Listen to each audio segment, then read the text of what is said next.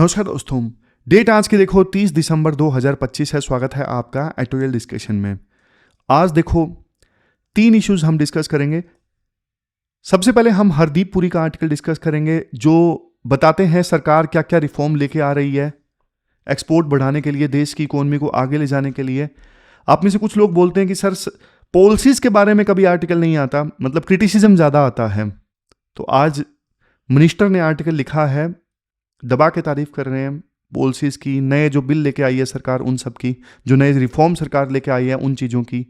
दूसरा आर्टिकल हम डिस्कस करेंगे एआई से संबंधित। ये अच्छा आर्टिकल है कि किस प्रकार से एआई के संदर्भ में हमारी स्ट्रैटेजी होनी चाहिए।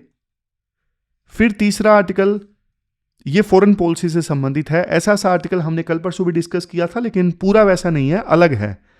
60-70% आर्टिकल अलग है, तो इसे भी हम डिस्कस करेंगे। और स्लाइड्स जैसा आप सबने बोला वैसे ही होंगी। ऐसी स्लाइड बनती है, लेकिन मैं फिर से बनाता हूँ क्योंकि आप लोगों को वो अच्छी लगती हैं, दूसरे वाली वो। तो इसलिए मैं सोचता हूँ कोई बात नहीं यार, बच्चों को जैसा लगे वैसा सही है, वैसा ही मिलना चाहिए। तो चलिए डिस्कशन स्टार्ट करते हैं।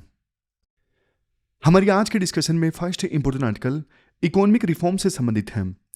हरदीप पुरी ने ये आर्टिकल लिखा है जो कि यूनियन मिनिस्टर हैं, और आप ना सिलेबस में जीएस पेपर 3 से इस आर्टिकल को रिलेट कर सकते हो। देखो अक्सर आप में से कुछ लोग बोलते हो कि सर द हिंदू में या फिर दूसरे न्यूज़पेपर्स में ना क्रिटिसिज्म ज़्यादा आता है और पॉलिसीज़ के पक्ष में पॉइंट्स कम होते हैं। तो इस आर्टिकल में आपको ना बहुत सारे जो पॉइंट्स हैं, जैसे मैंने शुरुआत में भी बताया, पॉलिसीज़ के पक्ष में मिलेंगे जिनको आप आंसर्स में यूज़ कर सकते हो। जाहिर तौर पे मिनिस्टर हैं तो अच्छी अच्छी बातें बोलेंगे सरकार के बारे में, खराब बातें तो बोलेंगे नहीं। तो क्या बोलते हैं राइटर इस आर्टिकल में? राइटर शुरुआत में देखो ये बोलते हैं ग्रोथ ना 2 तरह की होती है। एक तरह की ग्रोथ होती है बबल जो कि देखो फट जाता है, और दूसरी तरह की ग्रोथ होती है कॉन्क्रीट ग्रोथ, मतलब जो टिक जाती है, जो चट्टान की तरह मजबूत है। तो आर्टिकल का पॉइंट ये है, इंडिया की जो नॉमिनल जीडीपी है ना, वो देखो $4.1 ट्रिलियन क्रॉस कर गई है। हमने जापान को पीछे छोड़ दिया है। हम ना अब वर्ल्ड की 4थी सबसे बड़ी इकोनॉमी है। आप पूछोगे सर नॉमिनल जीडीपी बता दीजिए, पढ़ा तो था, याद नहीं है। देखो नॉमिनल जीडीपी ना करंट मार्केट प्राइसेस पे होती है, मतलब नॉमिनल जीडीपी में ना इन्फ्लेशन को इंक्लूड किया जाता है। अब जापान का नीचे आना, आप बोल सकते हो कि सर जापान में तो पॉपुलेशन जो है वो बूढ़ी हो रही है और उनकी जो करेंसी है येन वो भी वीक है, इस वजह से हमने जापान को पीछे छोड़ दिया, अदरवाइज तो हम पीछे ना छोड़ पाते। लेकिन देखो एक रीजन ये भी है, इंडिया का जो डेमोग्राफिक डिविडेंड है वो अभी अच्छे से काम कर रहा है। अब मिनिस्टर तो देखो अच्छी अच्छी बातें बोलेंगे ना, तो मिनिस्टर के हिसाब से तो डेमोग्राफिक डिविडेंड अभी बढ़िया कंट्रीब्यूट कर रहा है और इंडिया की इकोनॉमी जिस वजह से बढ़िया ग्रो कर रही है।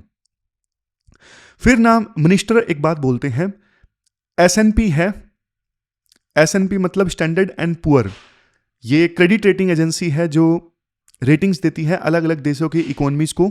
अब इस क्रेडिट रेटिंग एजेंसी ने ना इंडिया की सोवरेन रेटिंग जानते हो कितनी कर दी?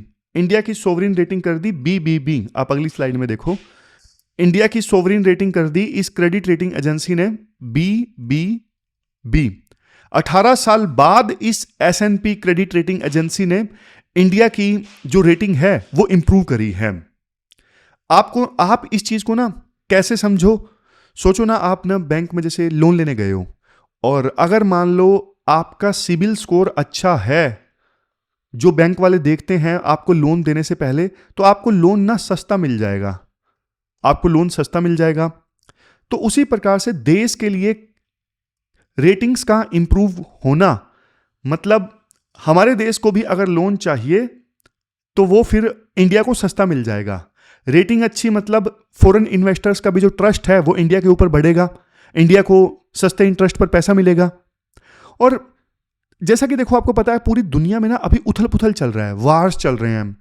अब वहां ऐसी सिचुएशन में इंडिया में स्टेबल लीडरशिप है, स्टेबल चल रहा है कंट्री, डेमोक्रेसी स्टेबल ढंग से काम कर रही है।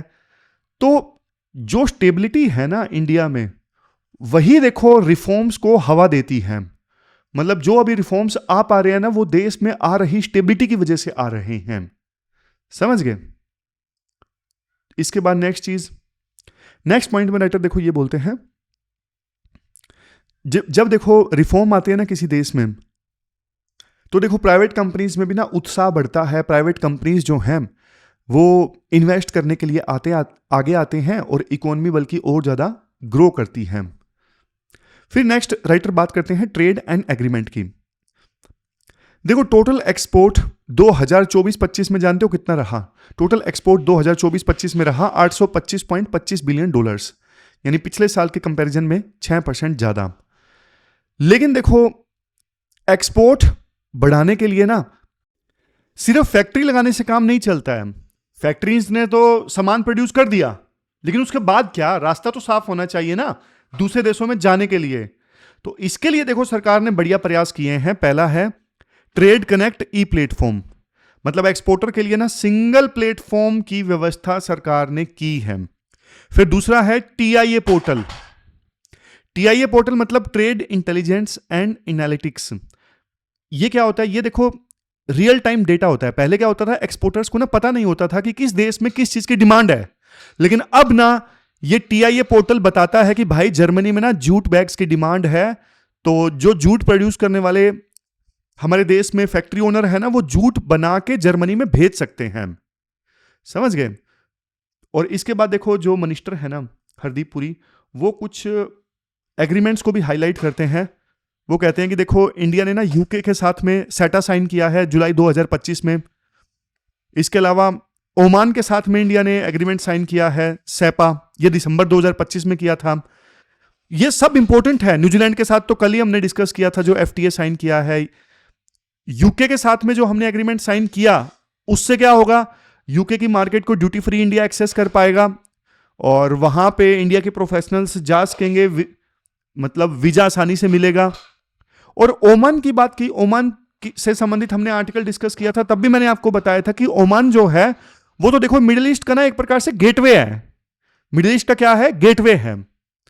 और न्यूजीलैंड का आर्टिकल हमने एफटीए से संबंधित डिस्कस किया था, तब भी मैंने आपको यह बताया था कि इंडिया ने बढ़िया चाल चली। आरसीईपी के सारे देशों के साथ में इंडिया ने ना इंडिविजुअली अब एग्रीमेंट साइन कर लिया है। फिर देखो स्टार्टअप इकोसिस्टम की बात राइटर करते हैं। मतलब कल तो देखो शशि थरूर ये बोल रहे थे कि इंडिया में इनोवेशन नहीं आ रही है, जबकि मिनिस्टर ये बोल रहे हैं कि इंडिया जो है अब धीरे धीरे इनोवेशन का ना हब बन रहा है। स्टार्टअप्स की बात करें तो 2 lakh plus government recognise startup है हमारे देश में, और जिनसे 21 लाख प्लस जॉब्स जनरेट हुई हैं। और ग्लोबल इनोवेशन इंडेक्स में इंडिया की जो रैंकिंग है कितनी है? 38 आउट ऑफ 139, तो मतलब अच्छी रैंकिंग है। फिर ONDC यानी open network for digital commerce, ये क्या है आप बेसिक समझो।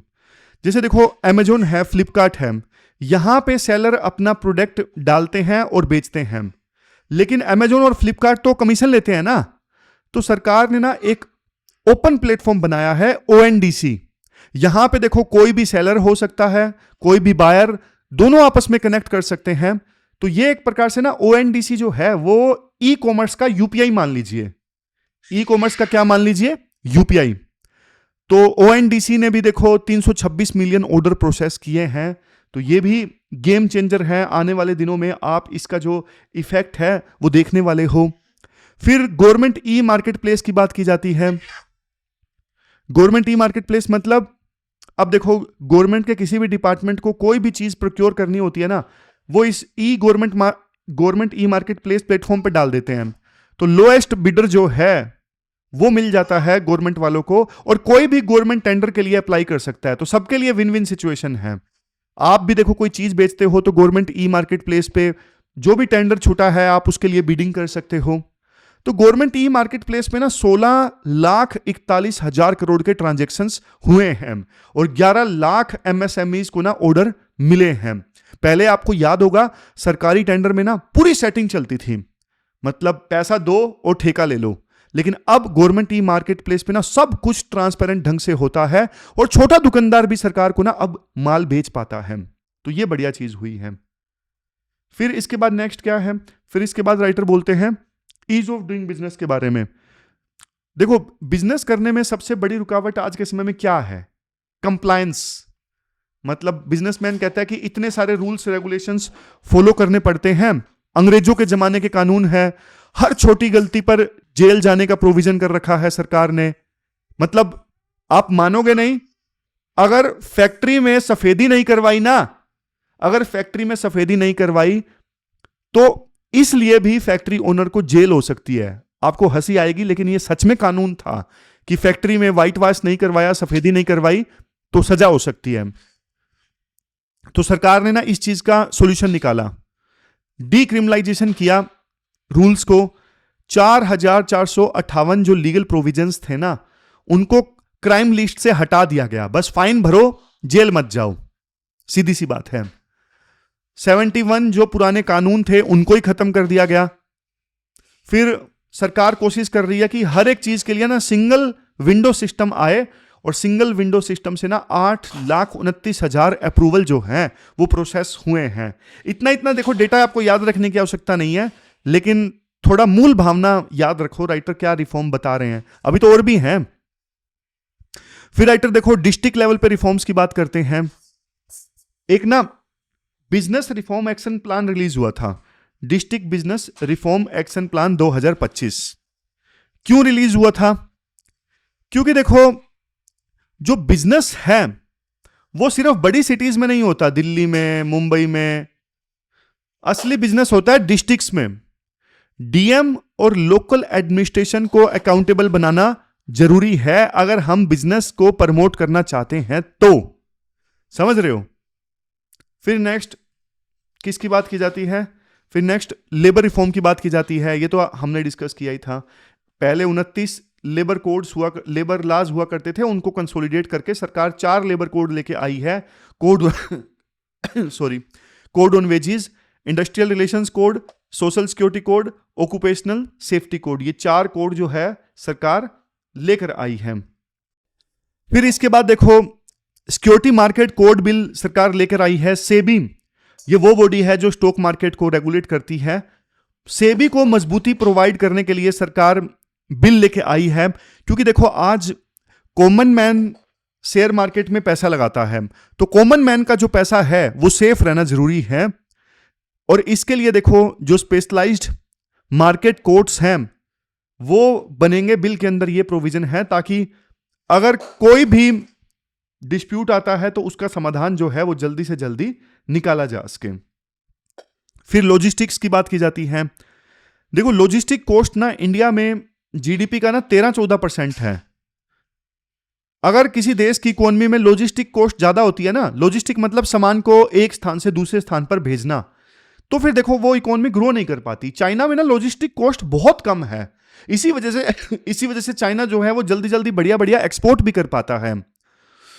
ग्लोबल स्टैंडर्ड कितना है इंडिया में? देखो जो लॉजिस्टिक कोस्ट है 13-14% है ना जीडीपी का, और ग्लोबल स्टैंडर्ड है 8%। ग्लोबल स्टैंडर्ड कितना है? 8%। अगर देखो कॉस्ट कम होगी तो अपना जो प्रोडक्ट है वो सस्ता बिकेगा, क्योंकि कोरियर के चार्ज कम लगेंगे।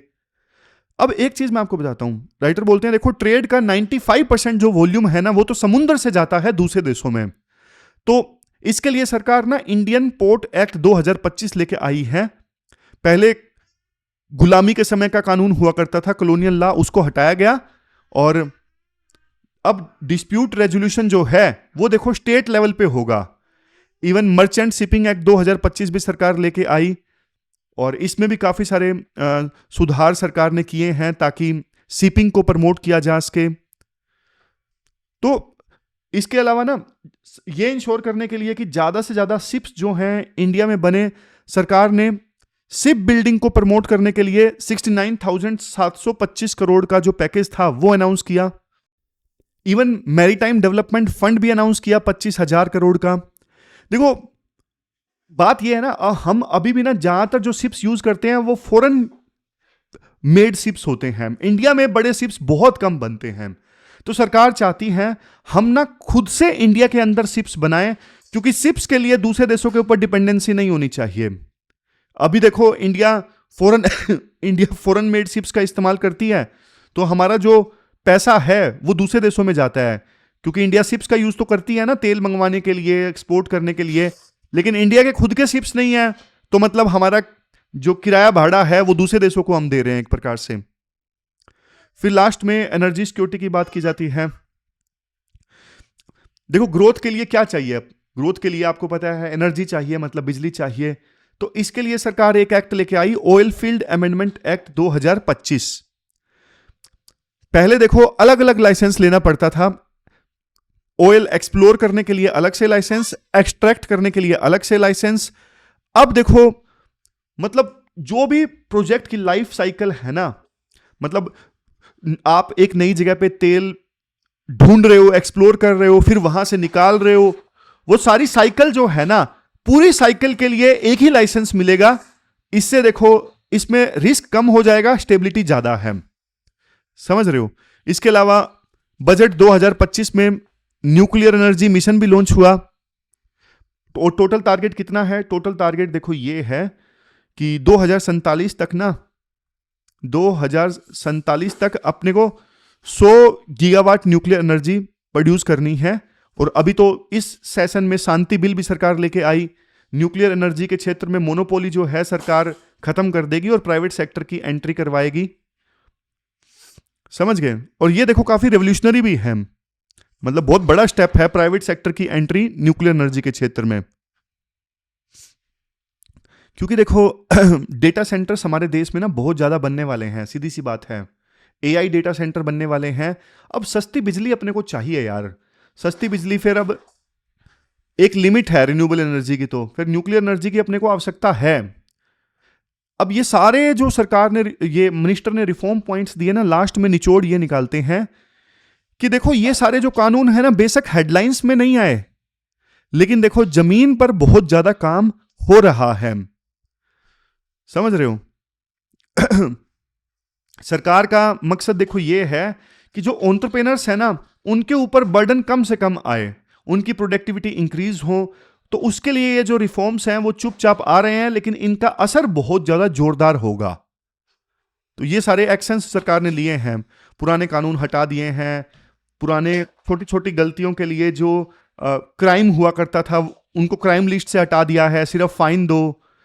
सिंगल विंडो पोर्टल एक्सपोर्ट करने के लिए लॉजिस्टिक्स कॉस्ट सरकार कम करने का काम कर रही है। फिर एनर्जी में इन्वेस्टमेंट सरकार बढ़ा रही है न्यूक्लियर एनर्जी में, और न्यूक्लियर एनर्जी को ओपन कर दिया गया है प्राइवेट सेक्टर के लिए। तो ये पूरा आर्टिकल हमने डिस्कस किया, अब चलते हैं आगे। इसके बाद नेक्स्ट आर्टिकल देखो, इंडिया में एआई रेगुलेशन एंड स्ट्रेटेजी के बारे में है। आप ना सिलेबस में जीएस पेपर 3 से इस आर्टिकल को रिलेट कर सकते हो, और ये सारे जो एस्पेक्ट्स हैं इस आर्टिकल में हम डिस्कस करेंगे कि अभी क्या कंटेक्स्ट है, मतलब अभी कैसे इंडिया एआई को हैंडल कर रहा है, मिसिंग लिंक क्या है, मतलब क्या चीज़ हम नहीं कर पा रहे हैं, ये सारे एस्पेक्ट्स हम डिस्कस करेंगे। सबसे पहले स्टार्ट करते हैं। देखो कुछ बेसिक्स पहले आप समझो। देखो फ्रंटियर मॉडल्स क्या होते हैं, आपको एक चीज पता होना चाहिए, फ्रंटियर मॉडल्स, फ्रंटियर मॉडल ये वो पावरफुल एआई मॉडल्स हैं जो देखो सब कुछ कर सकते हैं। जैसे चैट जीपीटी का GPT 5.2 लेटेस्ट चल रहा है, जेमिनी है ये गूगल का है, क्लोड है। ये क्या है, ये ना पावरफुल एआई मॉडल्स हैं, जैसे मैंने आपको बताया सब कुछ कर सकते हैं। ये जनरेटिव एआई के बाप हैं। क्या है, जनरेटिव एआई के बाप हैं। आज दुनिया के टॉप फ्रंटियर मॉडल्स देखो यूएस और चाइना के पास में है, लेकिन इंडिया क्या है, इंडिया सिर्फ और सिर्फ कंज्यूमर है, इनका क्रिएटर नहीं है, सिर्फ कंज्यूमर है। अब राइटर यहां पे ना एक टर्म यूज करते हैं, duty of care. Duty of care, duty of care का मतलब क्या है, देखो ये एक लीगल टर्म है। इसका मतलब है कि सर्विस प्रोवाइडर की जिम्मेदारी है कि उसका प्रोडक्ट यूजर को ना नुकसान ना पहुंचाए। जैसे देखो कार कंपनी की ड्यूटी है कि ब्रेक्स फेल ना सॉरी, कार कंपनी की ड्यूटी है ना कि ब्रेक्स फेल ना हो। वैसे ही देखो एआई कंपनी की ड्यूटी होनी चाहिए कि एआई जो है वो देखो मेंटल हार्म ना पहुंचाए यूजर्स को। समझ रहे हो? ड्यूटी ऑफ केयर समझ गए? जो कंपनी प्रोडक्ट बेच रही है ना, ये उसकी ड्यूटी बनती है कि प्रोडक्ट जो है वो कंज्यूमर को नुकसान ना पहुंचाए। लेकिन मुझे आप एक बात बताओ, क्या यूएस वाली जो ये एआई कंपनीज हैं जितनी जी, जेमिनी, क्लोड, सब कुछ, क्या ये इंश्योर कर रही हैं कि यूजर को हार्म ना पहुंचे? आंसर देखो नो है। लेकिन इंडिया क्या कर रहा है? इंडिया का क्या स्टांस है अभी? राइटर बोलते हैं देखो, इंडिया का इस चीज पे स्टांस जो है ना वो रिएक्टिव है, प्रोएक्टिव नहीं है। सबसे पहले तो हमारे देश में ना आईटी एक्ट एंड रूल्स हैं। मतलब इंडिया जो है इन प्लेटफॉर्म से, जैसे चैट जीपीटी से, जेमिनी से, इनसे ना ड्यू डिलीजेंस इंडिया एक्सपेक्ट करता है। सिंपल भाषा में सरकार कहती है तुम ध्यान रखो कि कुछ गलत ना हो, बस इतना ही। फिर देखो फाइनेंशियल रेगुलेशंस है, यहां पे थोड़ा सा स्ट्रिक्टनेस है। जैसे आरबीआई, इन्होंने देखो इन प्लेटफॉर्म्स को ना मॉडल रिस्क कंट्रोल करने को बोला है क्रेडिट सेक्टर में। मतलब आरबीआई जो है अपना खुद का फ्री एआई फ्रेमवर्क जो है वो डेवलप कर रहा है। क्यों? क्योंकि देखो अगर एआई ने गलत लोन अप्रूव कर दिए तो फिर देखो बैंक डूब जाएगा, तो बैंक डूब जाएगा। इसलिए आरबीआई ये चाहता है कि जो बैंक्स हैं वो चैट जीपीटी की टेक्नोलॉजी ना यूज करें और आरबीआई खुद एआई फ्रेमवर्क डेवलप करे और उस एआई फ्रेमवर्क का इस्तेमाल करें बैंक्स। क्योंकि बैंक्स चैट जीपीटी वाले फ्रेमवर्क्स का इस्तेमाल करेगा तो हो सकता है गलत मॉडल दे दे चैट जीपीटी वाले और हमारे देश के बैंक तो डूब जाएंगे। इवन देखो सेबी में ना अकाउंटेबिलिटी मांगता है कि स्टॉक मार्केट में एआई का यूज कैसे हो रहा है, और कोशिश कर रहा है सेबी की स्टॉक मार्केट में एआई का जो यूज है गलत ढंग से ना हो। लेकिन अभी भी आरबीआई सेबी जो है बहुत पीछे है, टेक्नोलॉजी बहुत आगे है और ये आरबीआई सेबी सिर्फ शुरुआत कर रहे हैं कंट्रोल करने की एआई को। नेक्स्ट, प्राइवेसी रूल्स, ये तो 2023 में आया था, डीपीडीपी एक्ट। ये देखो पर्सनल डेटा को प्रोटेक्ट करता है।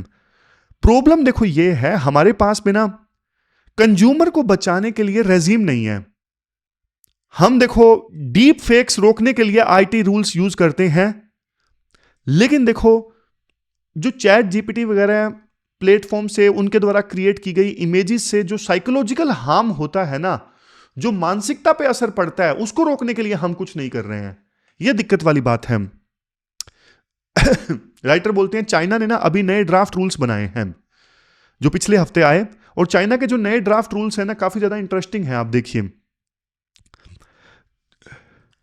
आजकल क्या हो रहा है, देखो चाइना में ना और दूसरे देशों में भी ये जो एआई बोट्स होते हैं ना, एआई बोट्स मतलब सॉरी कोल्ड हो गया। एआई बोट्स मतलब जैसे आप बात करते हो सामने से एआई जवाब देता है, तो ऐसे बोट्स पे ना आजकल बहुत लोग डिपेंडेंट हो रहे हैं, युवा लोग।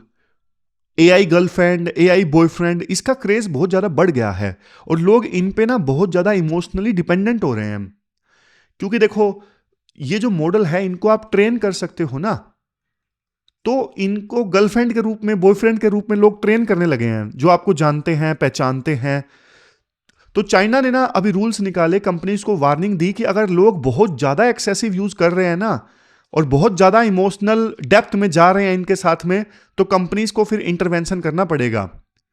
लेकिन देखो आपको नहीं लगता कि चाइना के जो रूल्स हैं बहुत ज्यादा इंट्रूसिव हैं? मतलब आपको अंदर से झांक के देख रहे हैं कि आप उदास हो या फिर खुश हो, तो ये तो एक प्रकार से बढ़ावा देगा ना कि चाइना की जो कंपनीज हैं वो इंटीमेट मॉनिटरिंग करें, मतलब आपके इमोशंस को ट्रैक करें। तो गलत भी है ना एक प्रकार से। तो अब इंडिया की बात करें, इंडिया देखो इतना इंट्रूसिव नहीं है, इंडिया इतना ताक झांक नहीं करता। हमारे यहां सरकार ये नहीं देखती कि आप एआई से क्या बात कर रहे हैं, लेकिन इसका नुकसान ये है कि हमारे पास में ना साइकोलॉजिकल सेफ्टी के लिए अभी फिलहाल कोई रूल है ही नहीं। हमारा जो अप्रोच है अभी पूरी तरह से इनकम्प्लीट है। यहां पे देखो आर्टिकल ना बहुत बड़ी वार्निंग भी देते हैं। राइटर कहते हैं करंट रियलिटी देखो ये है कि इंडिया के पास में ना एक बहुत बड़ा इकोसिस्टम है जो इस मॉडल को यूज कर रहा है। स्टूडेंट्स भी यूज कर रहे हैं, टीचर्स भी यूज कर रहे हैं, जो टेक वाले लोग हैं वो भी यूज कर रहे हैं, सरकार वाले लोग भी यूज कर रहे हैं। लेकिन दिक्कत यह हमारे पास में ना खुद के ये फ्रंटियर मॉडल नहीं है। ये चैट जीपीटी जैसे खुद के फ्रंटियर मॉडल हमारे पास में है ही नहीं, और हम यूएस चाइना से बहुत पीछे हैं। अगर देखो हमने अभी स्ट्रिक्ट रूल्स बना दिए तो देखो दिक्कत यह है, फिर तो हमारी जो डोमेस्टिक कंपनीज हैं वो तो स्टार्ट होने से पहले ही मर जाएंगी, क्योंकि वो तो उन स्ट्रिक्ट रूल्स को फॉलो करेंगी और उनके पास में डेटा ही नहीं होगा। जबकि चाइना और यूएस वालों ने तो फ्रंटियर मॉडल बना लिए और हम अब स्ट्रिक्ट रूल्स लेके आ रहे हैं, तो हमारी कंपनीज को नुकसान होगा ना, जो बेचारी कोशिश कर रही हैं। समझ रहे हो? ये देखो ठीक वैसा ही होगा जैसे कार फैक्ट्री लगाने से पहले ना आप एमिशन नॉर्म्स इतने स्ट्रिक्ट कर दो कि कोई कार बना ही ना पाए, ये तो वैसे वाली बात हो जाएगी। तो फिर क्वेश्चन ये उठता है, सॉल्यूशन क्या है? सॉल्यूशन क्या है? सॉल्यूशन है, देखो दो पार्ट्स में राइटर सॉल्यूशन देते हैं। पहला है अपस्ट्रीम सॉल्यूशन। अपस्ट्रीम सॉल्यूशन मतलब अपने को ना कैपेबिलिटी बढ़ानी पड़ेगी। समझ रहे हो? अपस्ट्रीम मतलब जहां पे एआई बनता है। एआई बनाने के लिए ना अपने को सुपर कंप्यूटर्स चाहिए होते हैं। तो इंडिया को ना ये सुनिश्चित करना होगा कि ज्यादा से ज्यादा जो स्टार्टअप्स वगैरह है ना वो सब सुपर कंप्यूटर्स को एक्सेस कर पाएं। और इंडिया का जो एआई मिशन है ना वो इसी चीज पे काम कर रहा है कि हमारे ज्यादा से ज्यादा स्टार्टअप्स सुपर कंप्यूटर को एक्सेस कर पाएं। दूसरा अपस्किलिंग। अपस्किलिंग मतलब सिर्फ एआई यूज करने वाले लोग हमको नहीं चाहिए। चलो लोग एआई यूज करना सीख रहे हैं, अच्छी बात है। हमें सॉरी एआई बनाने वाले इंजीनियर्स चाहिए। Next public procurement. सरकार को देखो खुद इंडियन एआई स्टार्टअप से प्रोडक्ट खरीदने चाहिए ताकि हमारे जो स्टार्टअप्स हैं उनको बूस्ट मिले। और सबसे लास्ट में सरकार को देखो इंडस्ट्री के साथ में बातचीत में ना टाइम वेस्ट नहीं करना चाहिए, जल्दी फैसला लेना चाहिए। तो ये सारे जो सॉल्यूशन है ये अपस्ट्रीम सॉल्यूशन है, कैपेबिलिटी बढ़ाने वाले सॉल्यूशन है। अब नेक्स्ट हम डिस्कस करते हैं यूजेस कंट्रोल करने वाले सॉल्यूशन। डाउनस्ट्रीम मतलब जहां एआई यूज होता है। पहले वाले कौन से? अपस्ट्रीम जहां पे एआई बनता है। दूसरे वाले कौन से? डाउनस्ट्रीम जहां पे एआई यूज हो रहा है। सबसे पहले है राइटर बोलते हैं देखो सिर्फ वहां पे स्ट्रिक्ट रूल्स लगाओ जहां रिस्क ज्यादा है, जैसे हेल्थ है, डिफेंस है। दूसरा, चाइना की तरह ना यूजर के इमोशंस मॉनिटर मत करो। इसके बदले में कंपनी से यह बोलो कि अगर कोई एक्सीडेंट हो या फिर हार्म हो तो इंसिडेंट रिपोर्ट सबमिट करो। जैसे एयरलाइन क्रैश होने पर रिपोर्ट देती है ना, वैसे ही अगर एआई गलती करे ना तो कंपनी उस चीज को रिपोर्ट करे सरकार को। आप ये सुनिश्चित करो। तो लास्ट में देखो राइटर वही घिसी पिटी बात बोलते हैं कि एआई जो है वो देखो दो धारी तलवार है, और एक तरफ चाइना है जो सेफ्टी के नाम पे सर्विलियंस कर रहा है, और दूसरी तरफ यूएस है जो इनोवेशन के नाम पे अनरेगुलेटेड है। तो इंडिया को चाहिए मिडिल पाथ। इंडिया को क्या चाहिए? इंडिया को चाहिए मिडिल पाथ। मतलब समझ गए? हमें बीच का रास्ता चुनना होगा। हमें ग्लोबल टेक जायंट्स का वेट नहीं करना है। हमें अपने रूल्स जो हैं वो खुद से बनाने हैं जो हमारे मार्केट के लिए सबसे बेस्ट हों। तो ये पूरा आर्टिकल हमने डिस्कस किया। इसके बाद नेक्स्ट आर्टिकल देखो इंडिया की फॉरेन पॉलिसी से संबंधित है।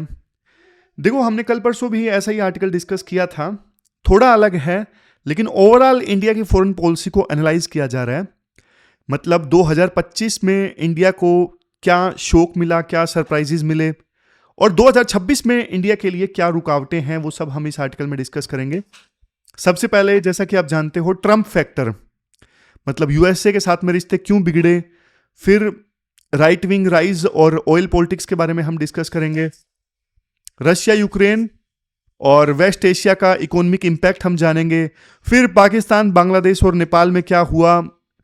नेक्स्ट चाइना, तालिबान और कनाडा के साथ में इंडिया का यू टर्न, सब डिस्कस करेंगे। और 2026 में आगे का रास्ता जो है वो क्या होगा, ये भी हम डिस्कस करेंगे। सबसे बड़ी खबर तो देखो, इसको मिटा देते हैं। देखो 2025 में सबसे बड़ी खबर कहां से आई? वाशिंगटन से आई। जनवरी 2025 में ना डोनाल्ड ट्रंप ने सेकंड बार राष्ट्रपति पद की शपथ ली थी, और हम तो ये सोचने लगे थे कि ट्रंप जो हैं वो इंडिया फ्रेंडली होंगे, लेकिन हुआ देखो उल्टा। ट्रंप ने देखो टैरिफ लगा दिया इंडिया के ऊपर 25%, और ट्रंप ने बोला कि ये मैं रेसिप्रोकल टैरिफ लगा रहा हूं, और बाद में रशिया से हम तेल परचेज कर रहे हैं, इस वजह से 50% टैरिफ उन्होंने और ज्यादा लगा दिए इंडिया के ऊपर। देखो ट्रंप की जो पॉलिसी है वो है प्रोटेक्शनिज्म। मतलब यूएस की लोकल जो इंडस्ट्रीज हैं उनको प्रोटेक्ट करना और मेक इन अमेरिका को किसी भी सेंस में प्रमोट करना, ये ट्रम्प की पॉलिसी है। और बात देखो सिर्फ ट्रेड की नहीं है, बात सिर्फ देखो ट्रेड की नहीं है, इवन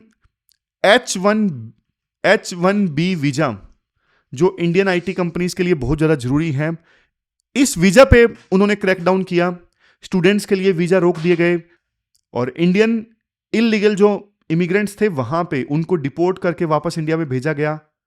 तो ये देखो एक प्रकार से ना इंडिया की सॉफ्ट पावर पे ना डायरेक्ट अटैक था। बेइज्जती तो हुई ना, देखो इंडियंस को किस प्रकार से मिलिट्री प्लेन में भर के अमृतसर में छोड़ दिया गया।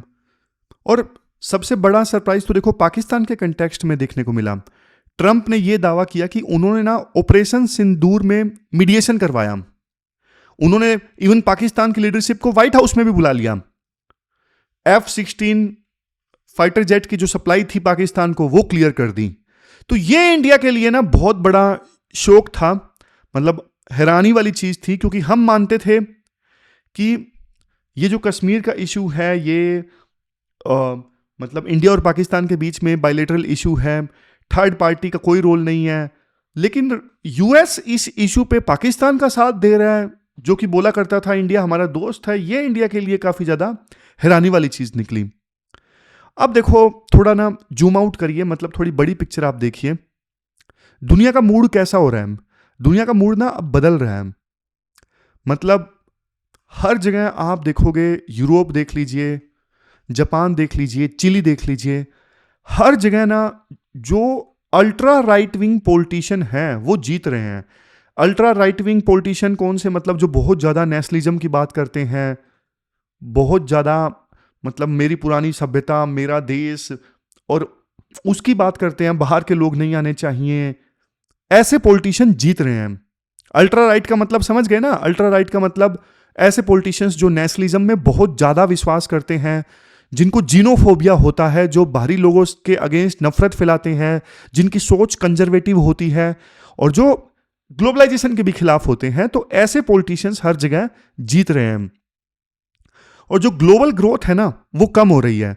2024 में ग्लोबल ग्रोथ कितनी थी? 3.3%। और 2025 में कितनी? 3.2%। और 2026 में बल्कि और कम हो जाएगी, 3.1% हो जाएगी। मतलब देखो जब दुनिया की ग्रोथ कम हो जाती है ना तो फिर इंडिया पे क्या असर होगा? इंडिया का जो एक्सपोर्ट है वो कम होगा, क्योंकि देखो वर्ल्ड में डिमांड ही नहीं है तो हम अपना सामान बेचेंगे किसे? फिर देखो ऑयल पैराडॉक्स की बात की जाती है आर्टिकल में कि ऑयल प्राइसेस जो हैं वो गिर गए हैं। रीजन, ओपेक कंट्रीज ने अपना जो प्रोडक्शन है बढ़ा दिया है। जो ऑयल प्रोड्यूसिंग कंट्रीज है ना उन्होंने प्रोडक्शन बढ़ा दिया, यानी सप्लाई ज्यादा है, इस वजह से रेट जो है वो कम हो गए हैं। देखो तेल का सस्ता होना तो अच्छी चीज है, लेकिन रिन्यूएबल एनर्जी पुश के लिए ना तेल का सस्ता होना अच्छी चीज नहीं है, क्योंकि तेल बहुत ज्यादा सस्ता हो जाएगा तो फिर सरकार रिन्यूएबल एनर्जी पे बहुत ज्यादा फोकस नहीं करेगी। समझ रहे हो? तेल इतना ज्यादा सस्ता है तो फिर सोलर पैनल, विंड टर्बाइन कौन लगाएगा? फिर क्लाइमेट चेंज के गोल्स कौन पूरा करेगा जब इतना सस्ता तेल मिल रहा है? ये दिक्कत है। फिर नेक्स्ट पॉइंट में राइटर ये बोलते हैं, आज देखो दो बड़े युद्ध चल रहे हैं, और दो बड़े युद्ध जो चल रहे हैं ना बीच में इंडिया फंस गया। जैसे देखो पहला युद्ध किस किस का? रशिया यूक्रेन का। अभी कल की बात है, पुतिन ने आरोप लगाया कि यूक्रेन ने मेरे ऊपर हमला करने की कोशिश की। देखो पहली बार ना रशिया यूक्रेन युद्ध की वजह से ना इंडिया को इकोनॉमिक कंसिक्वेंसेस झेलने पड़े। मतलब यूएसए ने तो हमारे ऊपर सैंक्शंस लगाए ही सीधा सीधा कि इंडिया रशिया से तेल परचेज कर रहा है तो हम सैंक्शंस लगाते हैं 25%। पहले ऐसा कभी नहीं हुआ था, पहली बार ऐसा इंडिया के साथ में हुआ। तो यूएस ने जो हमारे ऊपर लगाए ना वो हैं सेकेंडरी सैंक्शंस। सेकेंडरी सैंक्शंस मतलब अगर आप रशिया से डील करोगे तो हम आप पर भी बैन लगाएंगे, समझ गए? सेकेंडरी सैंक्शंस हैं। और गजा में 70,000 लोग मारे गए, 70,000 लोग मारे गए। इंडिया ने इजराइल को देखो बहुत ओपनली क्रिटिसाइज भी नहीं किया, और इसकी जो कॉस्ट है इंडिया को देखो डिप्लोमेटिकली चुकानी पड़ी। जैसे एससीओ समिट में और ब्रिक्स समिट में ना काफी ऑकवर्ड मूवमेंट इंडिया को झेलने पड़े क्योंकि इन दोनों ऑर्गेनाइजेशंस में ना ईरान भी मेंबर है।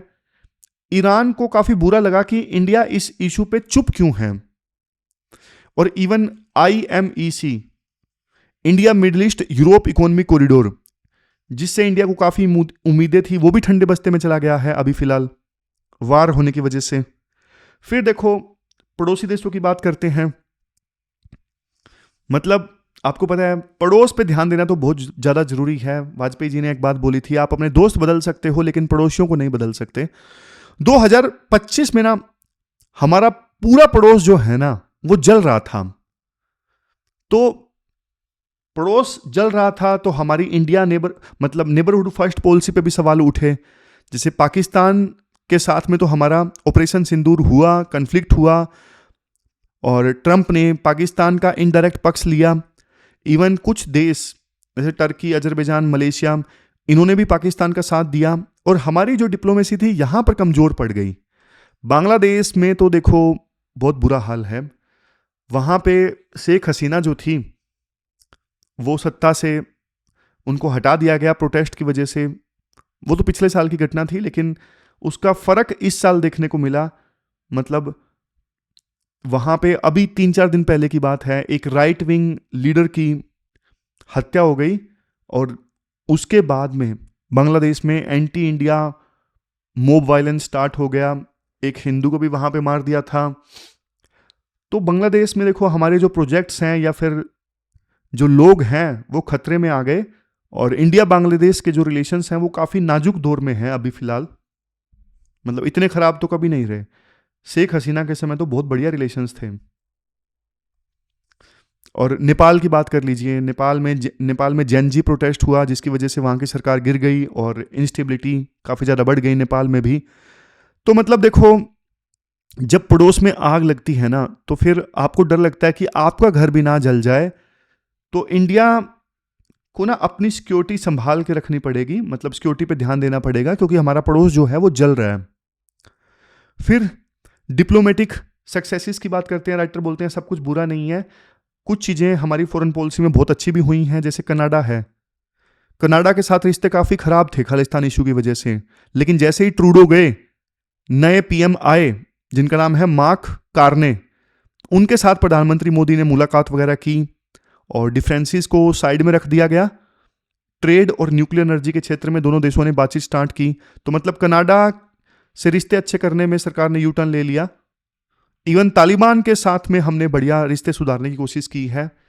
पहले तो हम तालिबान को एक टेरर ग्रुप मानते थे, लेकिन इस बार क्या हुआ, तालिबान के फॉरेन मिनिस्टर अमीर खान मुताकी वो भारत की यात्रा पर आए, और इवन लॉजिक ये लगाया गया कि देखो तालिबान के रिश्ते खराब हैं पाकिस्तान के साथ में, और दुश्मन का दुश्मन दोस्त होता है।